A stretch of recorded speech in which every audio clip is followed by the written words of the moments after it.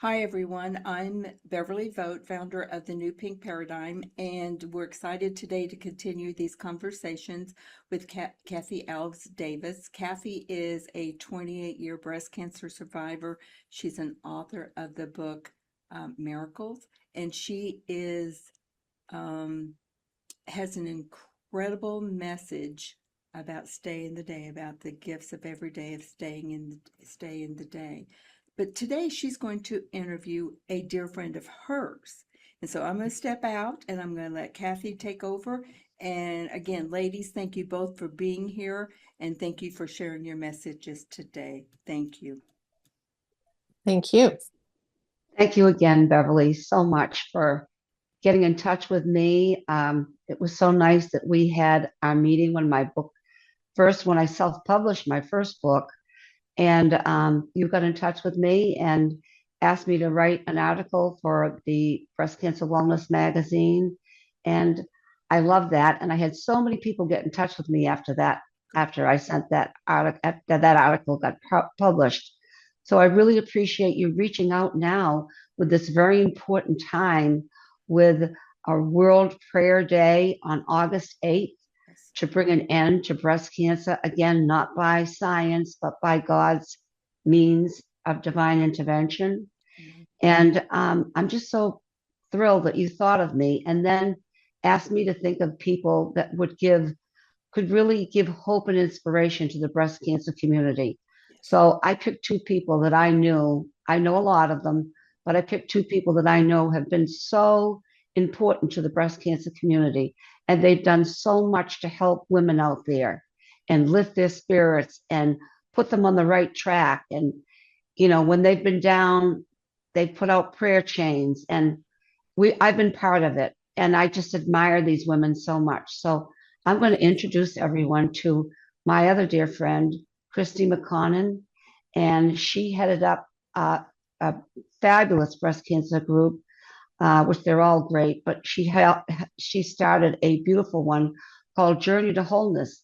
And it was a little bit different than a lot of them because we're all on that journey. We're all on the journey to wholeness. Yes. And I loved it. I loved the name of it. And I loved how Christy formatted it and made it so interesting. And she'd have people on there and they could tell their stories. And it helped so many people. And I was a part of that. And I was a part that Christy called me into it, but it was just a beautiful thing. So anyway, this is Christie McConnon, my dear friend. And Christy, I want to start with this because I started with this with Sandy as well. I'd like you to tell that cute little story about how you and I met. Because the stories are always different. And we breast cancer women have to stick together. Well, I'm really a Facebook stalker. God put it on my heart to start the Facebook group. And, in order to start a Facebook group, you have to have ladies that are going to join. So I would go into other breast cancer Facebook groups, and every single group I went into, Kathy Alves Davis was there. Every one of them.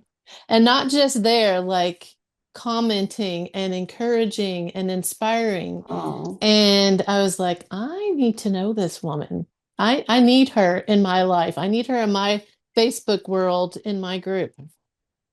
So I finally got brave enough to message her and tell her, hey, I have this Facebook group and I see that you've written a book. Like, I would love to get to know you more and to interview you. And so she private messaged me back and said, yes, I'd love to chat. And we set up a time to talk on the phone. It was a Sunday night, and we talked for 3 hours. of Of course course, we I had did. to teach the next day, and I'm like, that's okay. God's got me here. So that was like the beginning of an amazing friendship that I so value and respect and appreciate. And Kathy was like one of my right-hand women in the group, and I always knew that I could count on her. And I loved interviewing her. The the first time we met in real life, by the time I came here to her home, we had been talking for months. And I'll never forget, I was talking to my mom on my way here in the car. I called her and it was hands-free, by the way. And I called her and she's like, "You're going where? Like, you've never even met this person? Like, she could be a serial killer." I And was we like, live in other "Mom, states. yeah, I live in Maryland. She lives in Virginia. So I'm like, it's great. It's good." And we met here and hugged, and like I still have the pictures of outside in front of your house, Kathy, with holding your book and hugging and for the first time.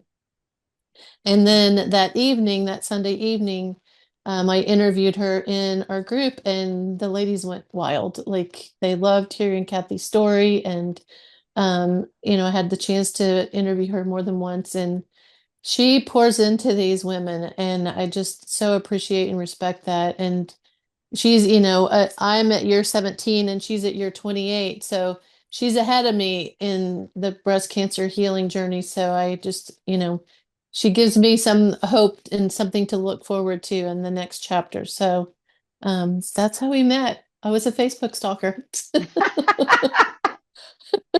I just thought that was too cute for everybody not to hear because she always calls me her Facebook stalker. I mean, she always says she's the Facebook stalker. I Yeah. think it's so cute. So I'm going to ask you some questions, Christy. And I wanted to ask you this important one. Before breast cancer entered your life, who were you and what was most important to you? Because that's where we all started. And all of our listeners want to hear that. It's an important question. Okay. Well, that was a time in my life I had just gone back to teaching full time. I have 4 children and I, stayed home to raise them, and they were all now in school, and my husband was retired from the army, so we were staying in one location. So that was my 3rd year back in the classroom. So I was, full-time teacher, full-time mom. My boys played sports. I was involved in my church. So, I keeping up with my husband and his job. And so I was, you know, being a mom and a wife. But I was not paying attention to how I was taking care of myself. Yes, I went to the gym, but I didn't pay attention to, what kind of hair care products or personal care products or food that I was eating. Like, all those things play a part, and I was ignoring all of them. So I was just a mom trying to survive. So that's Right. When you first heard the words, you have breast cancer, which none of us wanted to hear, what was that moment like emotionally and spiritually for you, Christy? well, emotionally, I was a wreck. I was 44 at that time, and at age 40, I knew that I had my first mammogram. Went in, I was really good about going in for my annual physicals, and they said, "Oh, you're 40, you need a mammogram." And that's when I discovered that I had lobular carcinoma in situ, which is just a precursor, like it's a sign that you could get breast cancer. So that put me on their radar. So every 6 months I would go in and get checked. And so by the time this rolled around, it was my 4th biopsy. And when I went for the results, I went by myself because I thought, oh, it's just LCIS. And I was at Walter Reed in near DC, and the intern handed me the lab results, and I looked at it. And by this point in the game, by 4 years in of having lab tests, I knew what to look for, and I saw invasive ductal carcinoma before he even said anything. And I was by myself, and you know, I felt like I was telling him what I had instead of him telling me.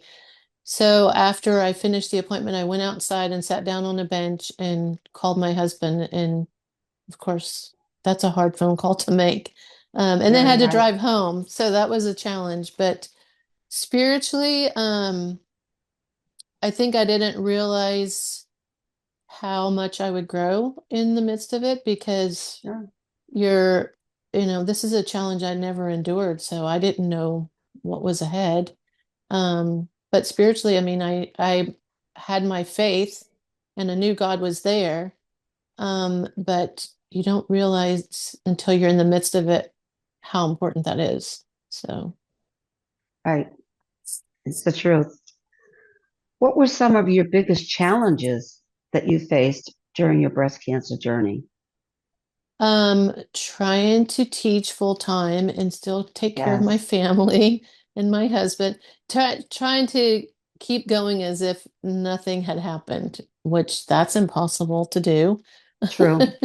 Um, but that was probably the hardest part. I had two kids, two boys in elementary, one son in middle, and a daughter in high school. So, I had kids going in three different schools and still trying to keep up with all of the things that they were involved in. So that was the hardest part at the beginning, was still trying to keep everything, all the balls moving in one direction. So It's a lot. Juggling, that's what we do. That's what we women yeah. do. We juggle it all. Was there a specific moment during your journey when you felt God's presence in a powerful way? Yes. I had a double mastectomy. I'm like I said, I was a teacher. I'm still a teacher. And let me back up a little bit. Before I found out that I had breast cancer, I had gone in for my mammogram, and the radiologist said, "Hey, you have another calcification. I want you to come back in 6 months." And I said, "Well, can I just wait till the school year's over?" Everything revolved around the school year. So for Right, myself and my kids. right. And so I said, "Could I wait until school's out?" She's like, "No, I want you to come back." So I did what she said, and I went back in May. And then, I found out on June 1st that I had breast cancer. And then on June 25th, I had the double mastectomy. And to be honest, when I sat down with the team of doctors and made the decision to do the double mastectomy, that like I had a piece about it. I met with them, and then I met with the plastic surgeon, and like that went smoothly. And I found out he was from Arkansas as well. One of my homeboys, because I grew up in Arkansas. So all of that was okay. It was when I had to make the decision about having chemotherapy or not. That terrified me. And I don't know if it's because I've watched too many movies and they like, you know, show you the worst case scenarios Sure. typically. So I was really nervous about that. And trying to make the decision. I remember running into one of my students' parents and talking to her about it. And she said, "Well, it sounds like you know what you're supposed to do." And then I met with a breast oncologist, and he said, "Well, Christy, like if your breast cancer comes back, it could be aggressive and you could die." I'm like, "Okay, I guess I'm doing chemo." Um, Right. and I had chemotherapy. So I had the mastectomy in June, recovered over the summer. And then the Friday before the first day of school, I had my first round of chemotherapy. And the second week of school, I was in the hospital because became neutropenic. And so, I'm in a brand new school because I had to change schools. Um, and well, let me back up a little bit from that part because I was at a new school, and it was during when I woke up from having my biopsy done, the nurse and I started talking, and he told me about the school that his kids went to because I knew that I had to find a new teaching position because my position was eliminated at my school. I was the lowest in seniority, so I had to find another. I found out I had breast cancer and I had to find a new job. Um, Wow. so he told me about the school that his son went to and he loved it. And I ended up interviewing and getting a position at that school. So, and it was a different Unreal. elementary school. It was on Fort Meade. So I had the military connection already, but the Friday before school started, I had my first round of chemo, and then the second week of school, I told you I was neutropenic. I was in the hospital, and I was at Walter Reed. This was, a 45-minute to an hour drive away from my family. I was in the hospital for a week, and my husband was at home with our kids, keeping things moving at home. He worked in DC at the time, so he would take the train to the train stop near Walter Reed every day and come and have lunch with me. Um, and I didn't expect to start getting emotional. So I just think back, like every day he came and saw me. Yes. But there was one, and I even had him bringing me schoolwork. This was the second week of school. Like, I had him bringing me schoolwork because I had to keep up with everything. Of course you did, Christy. Yeah. So one evening while I was in the hospital, I was feeling very overwhelmed and anxious about this. And there was a male nurse, I don't remember his name, unfortunately. He came in and he held my hand. He's like, Christy, what you need to focus on right now is healing and getting better, taking care of yourself. Your husband's okay, your kids are okay. Focus on your healing. Because we as moms, we focus on everybody else. We Mhm. focus on us at, we're last thing that we think about. So that was like he was my angel in disguise that night. Of And I course. had the opportunity a year later. My daughter was at that, so I had to take her to that same hospital for something. And while we were there, I went up to the oncology unit and found him and had the chance to thank him for what a huge impact he had on my life that day, that night. Like, not just that night, but giving me the right perspective on my healing journey. So that was That's powerful. beautiful. Yeah. Very powerful. I've had a lot of those angels in my life too. Yeah. During my treatment, there was always an angel. It was Yeah. unreal. Why do you think God met you in that particular way during that season of your life? Um, because he knows I like to control things. So he's like, Christy, I got this. You can't control this, Christy. That's cute.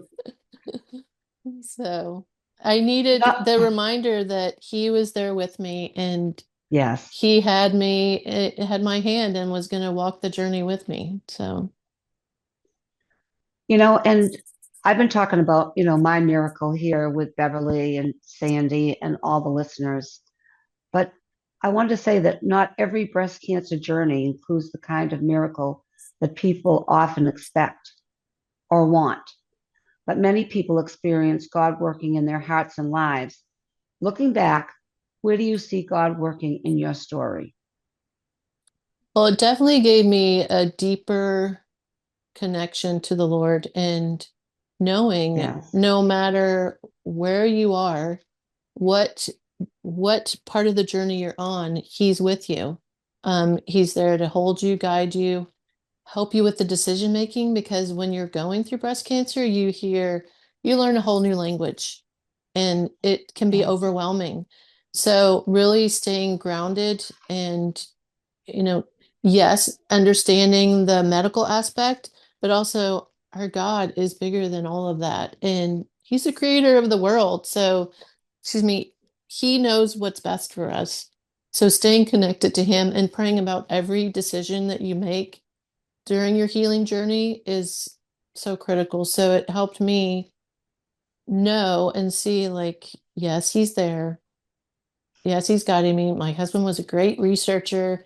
And so when, we would have to make another decision, he did the research and we prayed about it and knew what the next each step was. So, You knew it, the answers. yeah.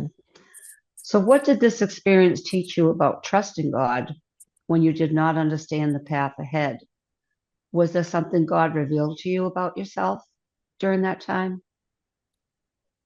Um, I mean, he showed me that he was there each step. I remember one particular time, um, my husband and I were standing in our bedroom and I held it together pretty much the whole time, but I just started sobbing. And Sure. that it's okay to have those emotions too. He taught me, he gave us those emotions and it's okay to have them and release them and know that he's got us. And it's okay to be emotional through it as well. You can be Yes. strong, but still have emotional, ups and downs. So that was really That's powerful. normal. We all have that. So Yeah. that's very true what you're saying. Well, I After was always everything, trying to hold it together. Well, that's what we do as women, don't we? We want to hold it all together. We've got everybody to take care of, and we don't want to let anyone down and see that we're sad because we don't want to make them sad. But then there's sometime you got to let it out. So Yeah, and that's good. it was healing. So Very healing. Tears can be very healing. yeah. After everything you experienced, how did God transform your life and give your breast cancer journey a whole new purpose? Well, what's interesting, Kathy, is after I finished breast cancer, and I'm like, I did it. I survived. Thank you, Lord. Correct. That chapter's over. Close it. So I Yes. did. I closed it for 10 years. I'm like, I survived it. I didn't think there was any purpose. Like, I didn't think God would use it for any other purpose. I just survived. So, but 10 years later, I started using essential oils, and I had this great, like, I thought there was an oil. I still think there's an oil for everything, but I'm like, okay, God, I want to use this, teach other women about how to use essential oils.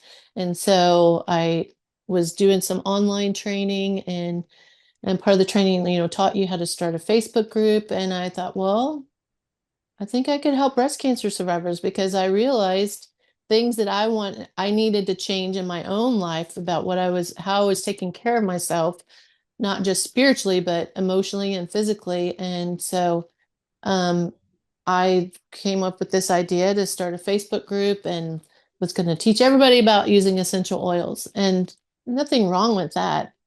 God had other plans. And so I Mm, started the Facebook group, and Sandy was actually there when I started it. So she was one of the founding members. And like I said, I would go into other Facebook groups and, seek people out. And still to this day, am friends with many of them and have met many of them in real life. No serial killers out there. But God showed me, that at the very first week, um, Carla was there, Rachel was there, yes, you had a fabulous um, group of women. Dawn wasn't there just yet. Connie Cost was there. Love Um, Connie. there was somebody else I was just thinking of. Melissa was there. Correct. And unfortunately, about half of those women I just mentioned are no longer here. And that was a whole nother thing that we can get to in a moment. But I loved it. Like, I'm I'm okay teaching in front of kids. I'm not okay speaking in front of adults, but behind a camera, it's like, hey, this is not bad. If they don't like me, I can't see them.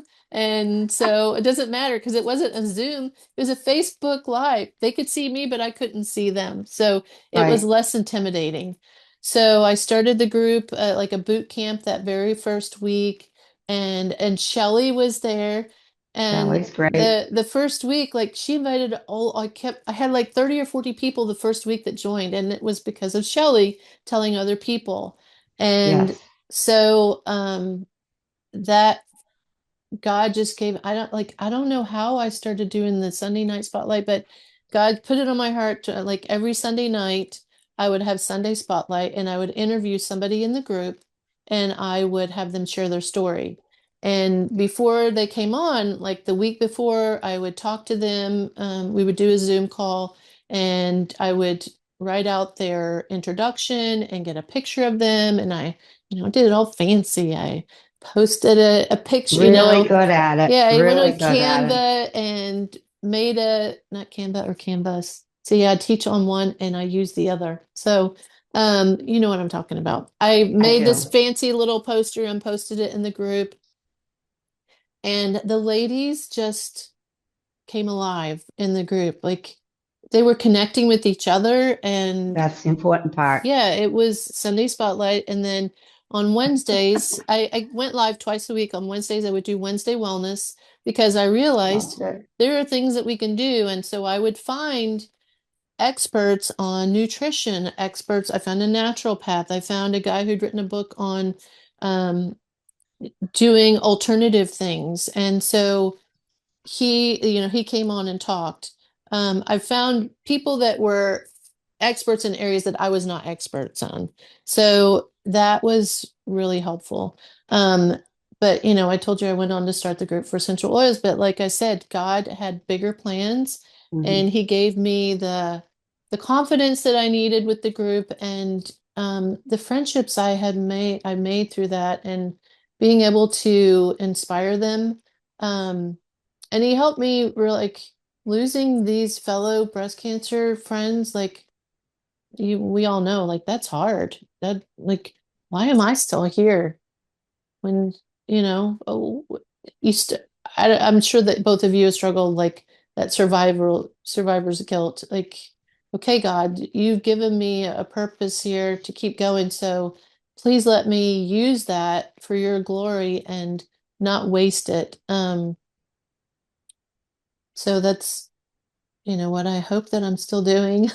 You I'm not as active on there as I was, but I still have women reaching out to me, and I'm still there to encourage them and inspire them, just in a different realm. I teach online now, so I'm online all day long, so I don't want to be online all night long as well. So, Mhm. so I'm like, okay, God, use me, He's using me in another capacity, but I'm I just I feel like I have been more blessed by what God put on my heart than the women in the group have been blessed.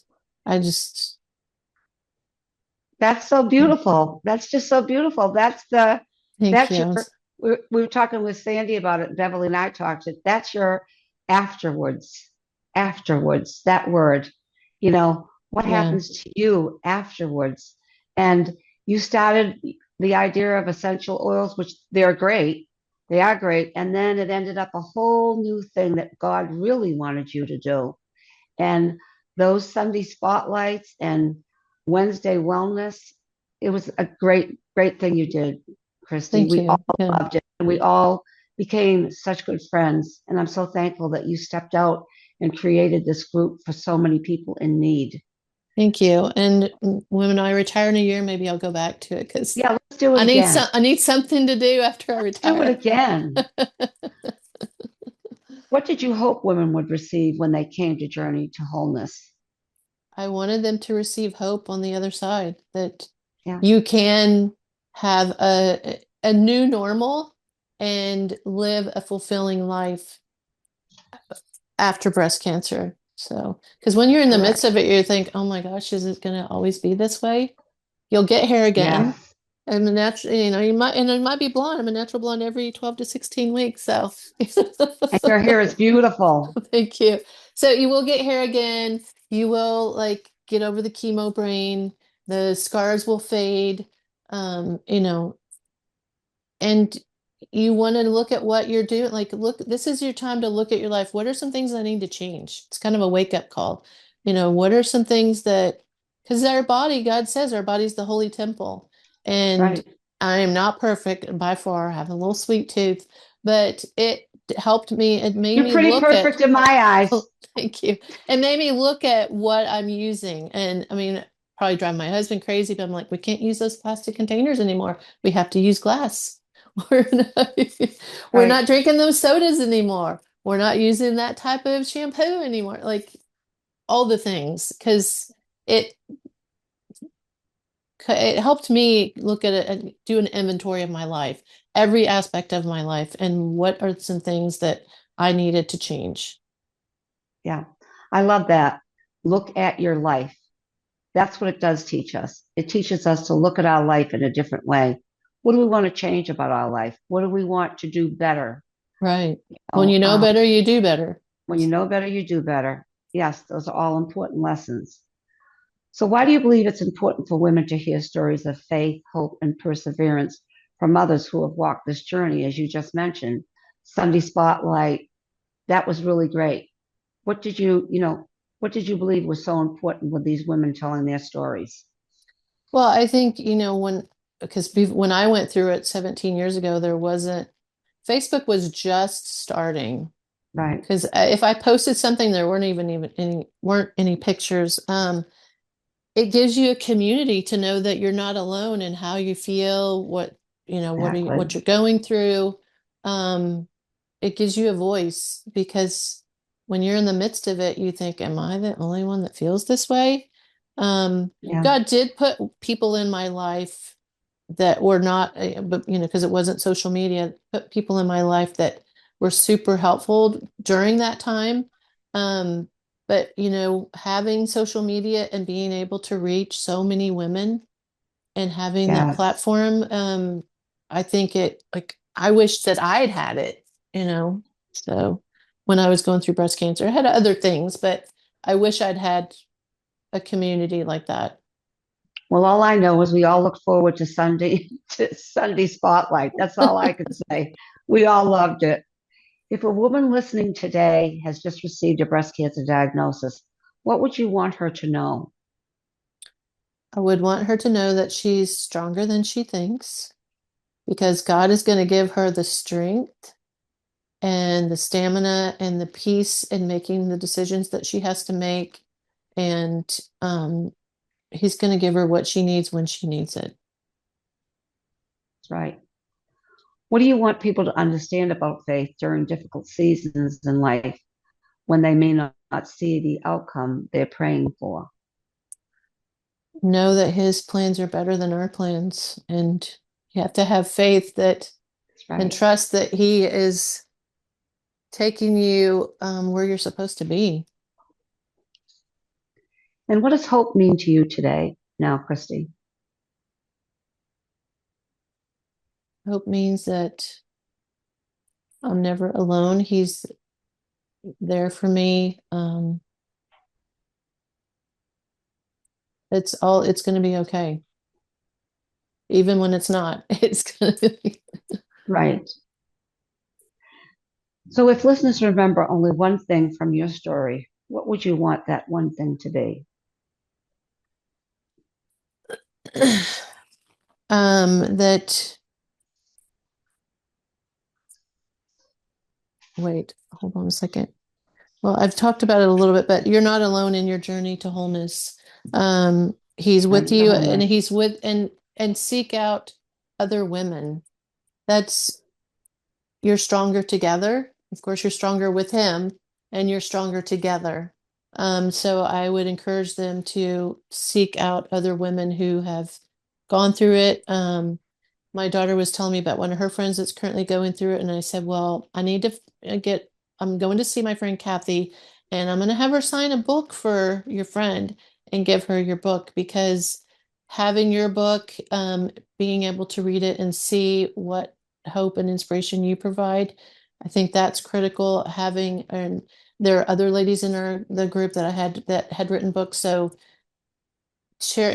giving them all the resources that they need, because you don't have to walk the journey alone. He is with you, and there are plenty of other women who've gone before you that will gladly carry you through this journey. Yes. Well, I want to thank you, Christy, for coming today and for answering this call. I mean, we live in different states. You've driven down here today just so that we could do this with Beverly, and we would have never have met had you not tried to stalk me on Facebook. But we became instant friends that night, the 3 hour conversation, and we've been friends ever since. And I think that's been about 10 years now. So, Almost 10 years, yeah. yeah. So, that's the beautiful thing about connecting each other, connecting with other women who have gone on this journey. And I loved your title, Journey to Wholeness, because Thank you. that's what we're all looking for. But journey to wholeness in every way, physically, spiritually, and mentally. Right. And that's what we're all striving for. So thank you again for doing that, Christine. I certainly hope you Yeah. start that up when you retire. Yeah. Thank you, Kathy and Beverly. Thank you for making this possible. Yes. Absolutely. Thank you both. This has been an incredible message today, all the way through from start to finish. And it is wholeness. It is wholeness that we seek, that because that's God created us whole. Right. Right. And Right. sometimes when we're diagnosed with breast cancer, we forget that, because how can we not be whole without our breast and our hair and things like that. But real wholeness is beyond the physical. Right. I So, agree. yeah, so it's amazing. So thank you both. Thank you for taking the time to share this. Yeah. It's pretty incredible. Yeah. So, yeah. Yes, it is. Kathy, thanks for letting me have another sleepover. So, Anytime. You come anytime. All right. Thank you both again. I so You. thank you. appreciate it. All Be right. blessed. Thanks. Be blessed. Bye-bye. Bye.